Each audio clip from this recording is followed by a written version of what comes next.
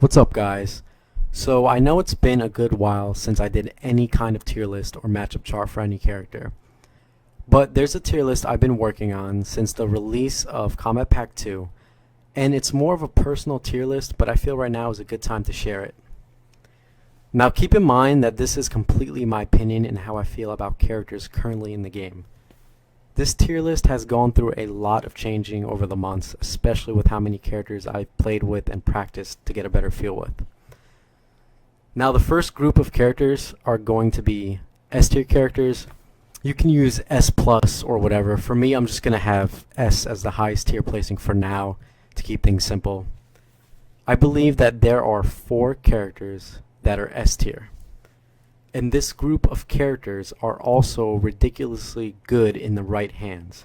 I believe that the characters placed in this group have the best overall matchup charts to potentially no losing matchups down the line.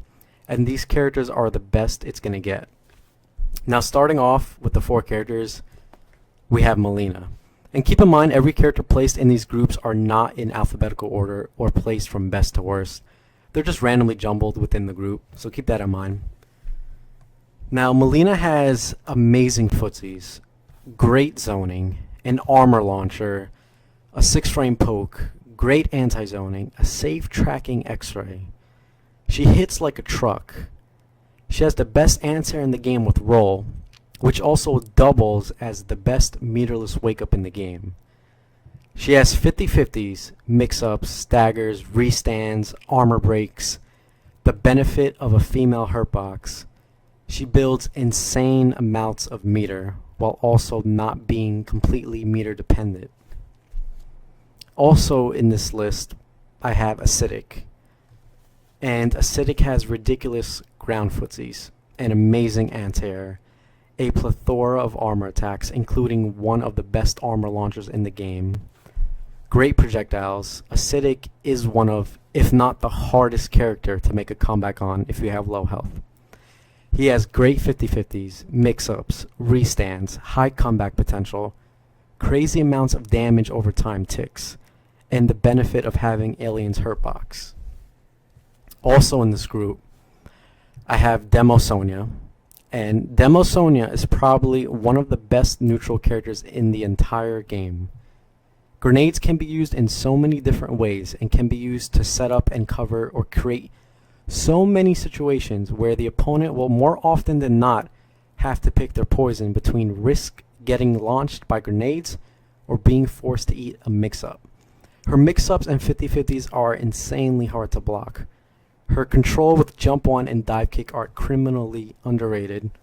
And she also has arguably the best x-ray in the game, which demands respect and forces you to play defensively. And being on the defensive against Sonya is not a good thing. And last but not least, in this S tier group, I also have Cutthroat Kano.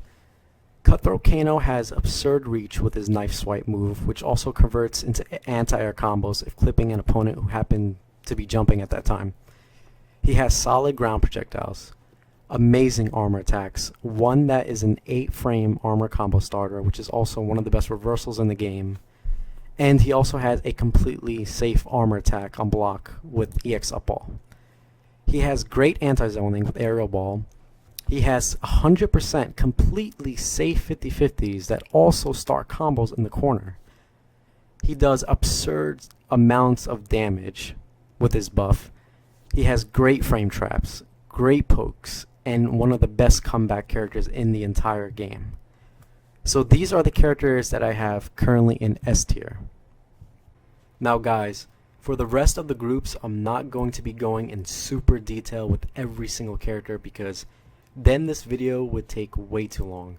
So just a heads up. The characters coming up are going to be characters that I have placed in S- tier.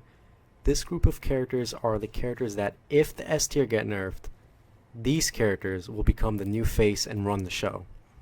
So in this group, S- tier, we have Johnny Cage A-list, Ermac Mystic, Devora Swarm Queen, Jacqui Shotgun, Shinnok Imposter, Triborg Smoke, Takeda Ronin, Takeda Shirai Ryu, Alien Tarkatan. That is the S- tier.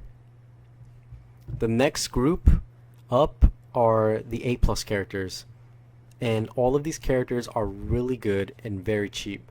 While they're not as dominant as the S tier group, they're viable but also have their shortcomings. These characters can make top 8 with the right player.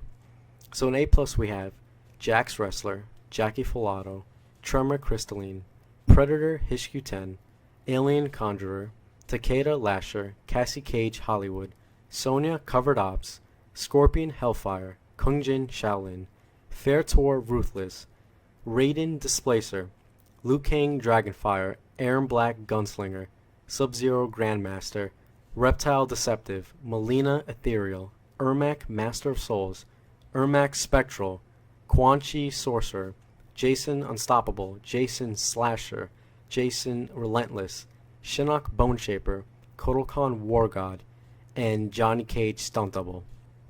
That is the A plus characters. Now up next is just the A tier.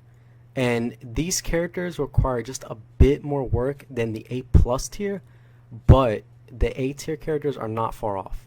So in A tier we have Kung Lao Buzzsaw, Kung Lao Tempest, Mileena Ravenous, Reptile Nimble, Quan Chi Summoner, Cassie Cage Brawler, Cassie Cage Spec Ops, Quan Chi Warlock, Jax Heavy Weapons, Jax Pumped Up, Liu Kang Flame Fist, Kodokan Blood God, Kodokan Sun God, Triborg Sector, Triborg Cyrax, Scorpion Ninjutsu, Raiden Thunder God, Kano Cybernetic, Goro Tiger Fury, Devora Broodmother, Torr Vicious, Leatherface Killer, Leatherface Pretty Lady, Sonya Special Forces, and Jacqui High Tech. And those are the characters in the A tier group. Now the next group is the B tier, and the characters in this group that are B tier, you won't commonly see them in top 8s. However, you will see them be obscure situational picks against certain characters, and these characters in B tier can be picked against random matchups that are obscure, whether they be a top tier character, a mid tier, an S tier character. There's just certain characters in B tier that aren't that bad of a pick against some characters in the game. Now they don't have the tools or the flexibility as the groups above them to have a character loyalist really just pick up one of them and win majors or consistently get top 8 over and over. While they don't have that going for them, they're still good characters. By no means are they bad. They're actually really solid characters that, like I said, you can see them be picked for certain matchups and obscure player choices that maybe a certain player will have trouble or issues with a certain character. So in B tier, and this is the mostly situational and solid tier, in this tier we have Kungjin Bojutsu, Predator Warrior, Kenshi Possessed, Katana Royal Storm, Katana Assassin, Katana Mournful, Triborg Cyber Sub-Zero, Tremor Aftershock, Tremor Metallic, Goro Dragonfangs, Devora Venomous, Reptile Noxious, Johnny Cage Fisticuffs, Tanya Pyromancer, Tanya Kobujutsu, Tanya Dragon Naginata, Boraicho Bartitsu, Boraicho Dragon Breath, Boraicho Drunken Master, Aaron Black Outlaw, Aaron Black Marksman, Torr Lackey, and Leatherface Butcher. That is B tier. Now, going into the group after this group is the B minus tier. And the B minus tier are just characters that you won't see as often as obscure random counterpicks as the B tier. You'll see them occasionally sometimes, but they just won't be as often as the characters in B tier. So the characters in this tier, which is B minus, are Kung Lao Hattrick, Sub-Zero Cryomancer, Raiden Master of Storms, Goro Hish-Qu-Ten Warrior, Kano Commando, Kungjin Ancestral, Kenshi Kenjutsu, Scorpion Inferno, Shinnok Necromancer, Liu Kang Duelist, and Kenshi Balanced. That is B minus group. The final group I have here is C tier. Now originally I was not going to do a C tier group because there's just one character in it, so it would seem pointless. But after debating it for so long with myself, I feel that this character is just not on the same level as the characters above him in B- tier. This character in C tier is just a character you will never really see used as a true counterpick for any character in the game, and I believe Unbreakable Sub-Zero is the worst character in the game, and he has no winning matchups in his favor. I think his best matchups are 5-5s, and even then he has not that much to work with, and there's better choices for characters out there. So that's my tier list. Let me know what you guys think. I will be updating this tier list every 3 to 6 months as the meta evolves or as patches and hotfixes are released.